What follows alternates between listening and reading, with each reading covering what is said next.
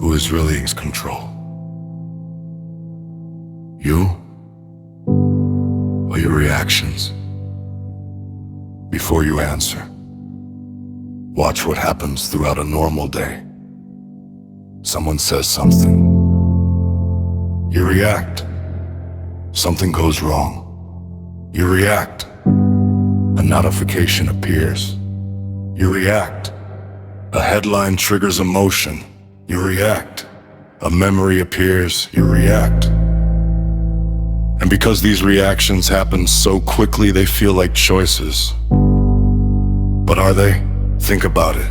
How many moments in your day are consciously chosen? And how many are simply automatic responses to whatever appears in front of you? That is the hidden problem. Most people believe they are directing their lives, but often, they are simply reacting to whatever captures their attention. And wherever attention goes, behavior follows. A comment changes your mood. A notification changes your focus. A problem changes your state of mind without realizing it. Your environment begins making decisions for you. But here is the first step toward control. Notice the reaction, not change it, not stop it, just notice it. Notice the urge to check the phone, notice the urge to interrupt, notice the urge to become angry, notice the urge to escape discomfort. Because the moment you notice a reaction, something important happens, a small gap appears. And inside that gap, awareness begins. For the first time, you're observing the reaction instead of becoming the reaction. That sounds simple, but it creates a bigger question. If awareness is enough, why do people keep repeating the same patterns? Why do they return to the same habits? Why do they keep becoming the same person? Because reactions are not the real problem. The real problem is repetition. A single reaction changes very little. Repeated reactions shape identity. One moment of distraction is harmless. Thousands of moments create a distracted mind. One moment of fear means nothing. Years of fear create a fearful identity. One moment of avoidance seems small. Years of avoidance create a life built around escape. This is how loops are formed. Reaction, repetition, identity. Then identity reinforces the reaction. And the cycle continues. The philosophy loop. Most people try to change their lives by attacking the identity. They say, I want to become disciplined. I want to become focused. I want to become confident.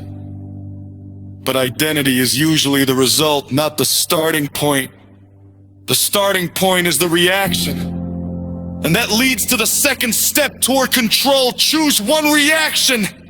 Just one. Not 10. Not 20. One. When frustration appears, pause. When distraction appears, pause. When fear appears, pause. Not forever. Just long enough to observe.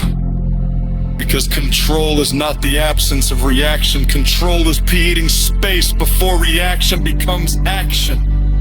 That space changes everything. Inside that space, you can choose. And every conscious choice weakens the old loop. At first, the change feels insignificant, almost invisible, but so did the old loop. Remember, the patterns that shaped your life were not built in a day. They were built through repetition. And the same principle works in reverse. Repeated awareness becomes focus.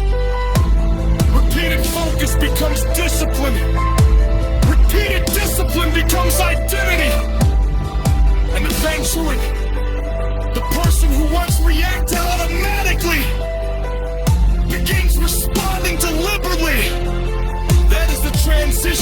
people never experience the movement from reaction to control. Not control over the world, control over attention, control over behavior, control over direction. Because the quality of your life is often determined by the quality of your responses. Every day presents the same question. Will you react automatically, or will you choose consciously? That choice may seem small, but repeated long enough, it becomes a pattern. A pattern becomes a system. A system becomes an identity. An identity becomes a life. That is the philosophy loop. The same loop that can trap a person can also transform them. Because the moment you become aware of the reaction, you create a choice. And the moment you repeat better choices, you begin building a different identity. So in the end, control is not something you suddenly achieve. It is something you practice. One reaction at a time. One choice at a time. One day at a time. And that is how a person stops being driven by unconscious patterns and starts deliberately directing their life.